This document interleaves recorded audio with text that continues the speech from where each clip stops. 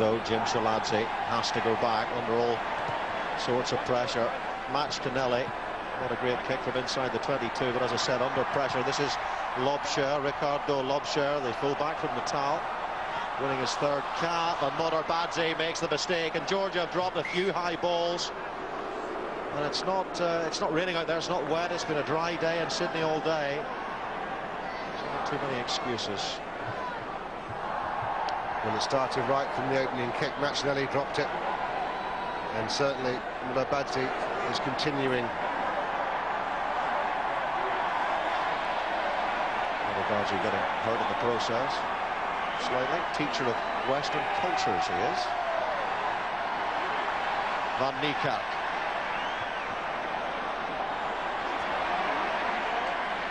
Scholz helps. Cock. And Rosso hitting the line at pace. A little bit more like it from the Springboks. Rothenbach, de Kock. This is Werner Grief.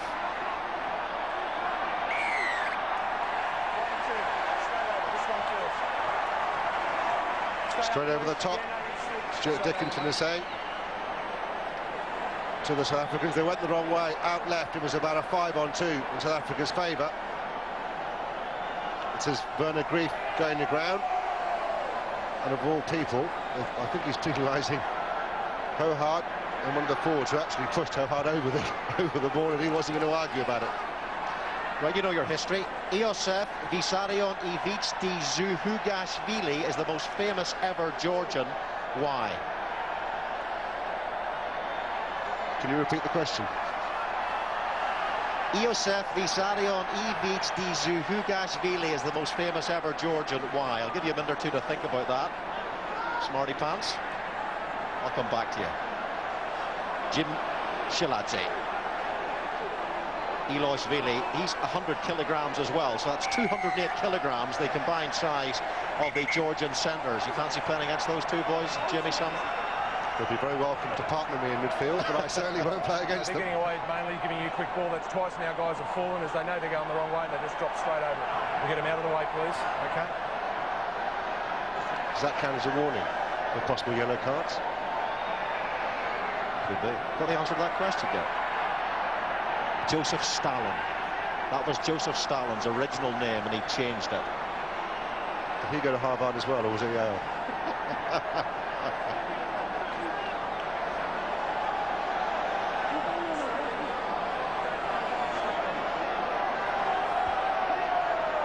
Well, it's all gone a bit flat for South Africa in these last 10 minutes. They should have really capitalised. 24-6. Certainly have the upper hand in the scrums, no problems at all. But with a few minutes to go to half-time, this is a very commendable effort by Georgia. It is indeed. That didn't work, though, from the hooker, who's having a little bit of a struggle with his put into the line-out. It was knocked forward at the tail by Chikadze, but you can't really blame him for that. It begs the question why they went long in the first place, to be frank with you. I'd have put it in the middle or something like that and started a rolling more from there. But they're not going to challenge South Africa in the scrums, I'm afraid. Interesting to see what they do, though, from it. De Kock, Van Niekerk. Good step from Van Niekerk, and he breaks off, shrugs off 2 or 3 tackles, including one from his opposite number, Chikadze. De Kock to Huhart.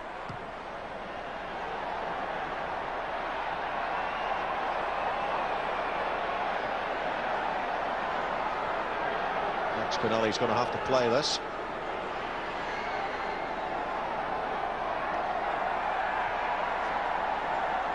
I felt Van Niekerk got a bit isolated. Well, not isolated, they was slow coming to him. They must have known that de Kock was going to go right inside ball to number 8. Yet the other South African forwards did not have a real sense of urgency to get there with him. He got over the gain line, he did his job. But the rest of them seemed to be a bit slow to get there and get quality quick ball. Van Niekerk. Stefan Terblanche, this time he manages to hang on to it, and that's good hands. This is Rosso. Rosso's quick, the big flank forward, and this is Brayton Polsa.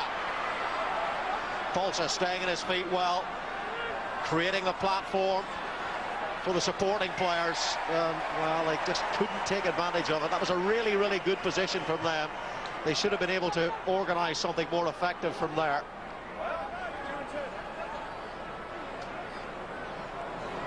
Rosso's having a pretty good first half. He's huge and he's very quick as well. He's very direct too. Modarpadze, oh, you don't want one of those. Jim Sholadze, and it's touched down but not forward. No try for Jacques Ferret. Smiles all round. No argument. Fly half's nightmare. Fortunately, did go forward. And Ferret does not get his try. Not sure if he grounded either, to be frank. But it's difficult scrum this will be for Georgia. They need it in and out and into touch and get that time up to 40 minutes pretty quickly. But it's been a very commendable effort from them in this first half. But if you're on the South African coaching team, it's not the night you wanted. It's not the performance you wanted from the fringe players who are going to be stepping up and saying, pick me for the big ones, Mr. Coach, because they haven't done it.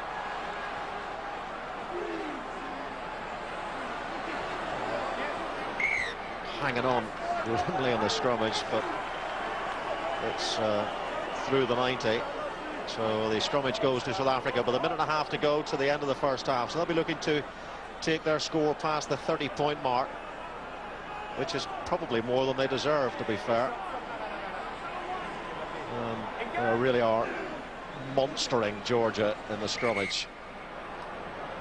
Well, interesting that first scrum's gone to ground. So I think there's a bit of money going on a pushover try here, or going for a pushover try.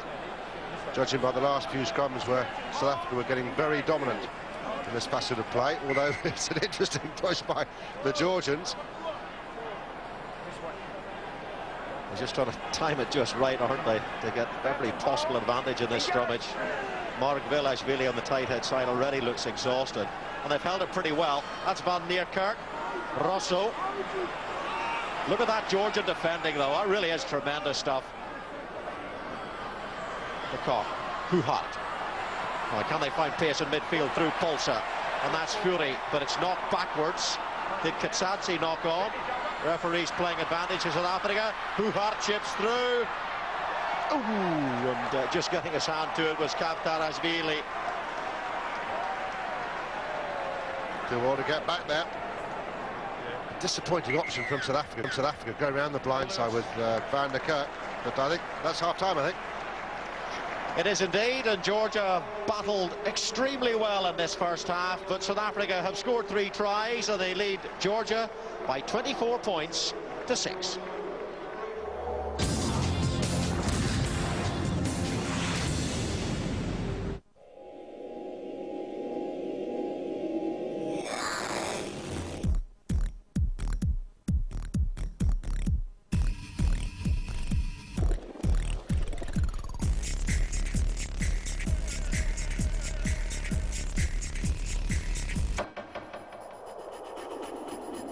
The new Nissan Sentra.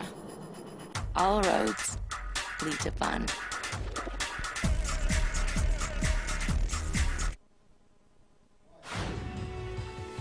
Next up, Australia, the host nation, gets another chance to tune up for its run in the quarterfinals, taking on Namibia. Another huge point spread in this one, but see what the Wallabies have to serve up. They will more than likely be more impressive than South Africa was in the first half. A 24-6 lead, yes, over Georgia, but not really what I think they had in mind, especially after making all the changes. South Africa was expecting a better response than that. Yeah, disappointing, the South African performance in the first half, and probably likely due to all the changes that they did make, but that's really no excuse for a side that's rated in one of the top 5 in the world, professional side playing against a side like Georgia. They should expect a better performance. One change has been particularly effective, though, and that has been at fly half. Oh, yeah, this man has been outstanding. Here we see him, Hogard, going over for a try, so showing that he can score as well. But normally fly half is relied upon for his kicking prowess, and he's certainly done that in this game. Just taking off huge tracts of land from away from the Georgians, just by that educated boot, finding the space in behind,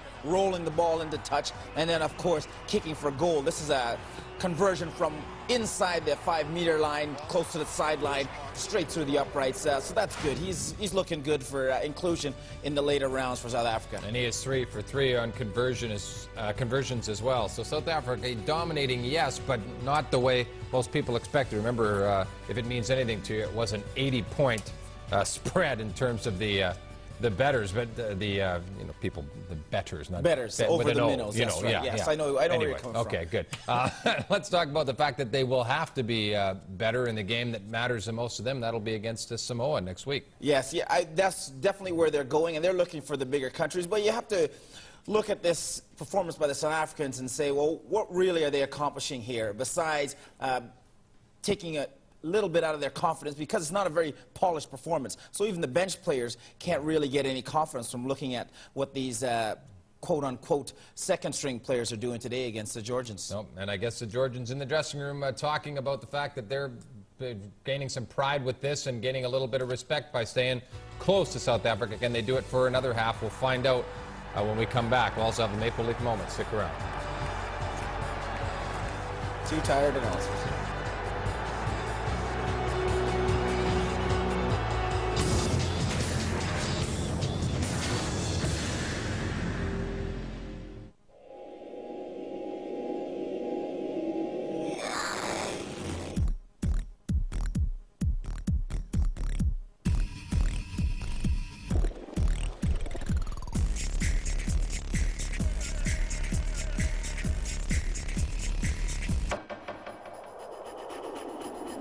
The new Nissan Sentra.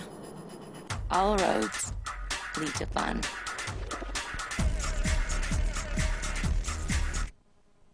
So, is the picture as good as they say? Yeah. It's gotta be, right? It's digital. Mm-hmm. Hey, these channels aren't all digital. Hey! Hey, buddy! Most digital cable isn't digital, not on every channel. But Bell ExpressView satellite TV is. Hey, hey! Whoa, hey! Where's my digital? You didn't think I'd notice? It's digital, right? Every channel.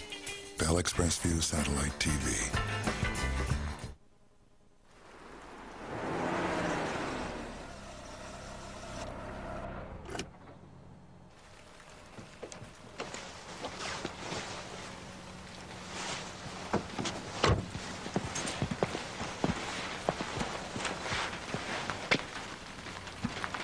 I'll let you off the warning this time.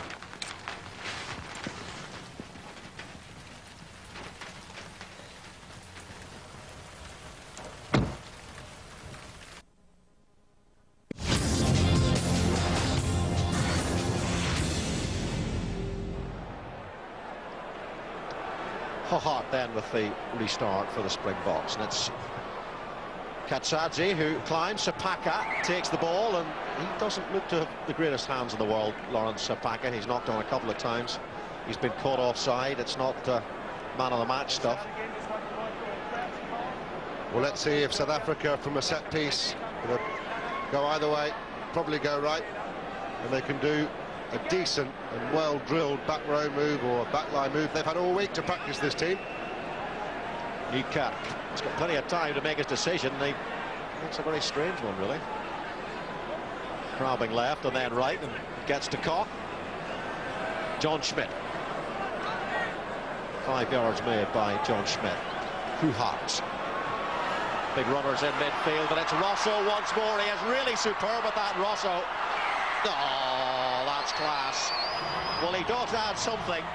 He may be lacking in one area, but when it comes to line breaking and hitting the line at pace, he's not a bad exponent. I know I've got no problems in that department at all. He runs hard and straight, he's got power. All I'm saying is he shouldn't be wearing number 7 on his back. And he runs hard and he runs straight. Better hands, and certainly Hannah Lidze, number 14 from Georgia, didn't want to know. Outstretched arm, thank you very much. Good try by the number 7, Danny Rosso. A second try of the match. It was George Sikadze who missed him, really. He had a chance to bring him down, the number 8 for Georgia. George Sikadze has missed several tackles today, the 22-year-old number 8. 100% so far from the boot of Hart.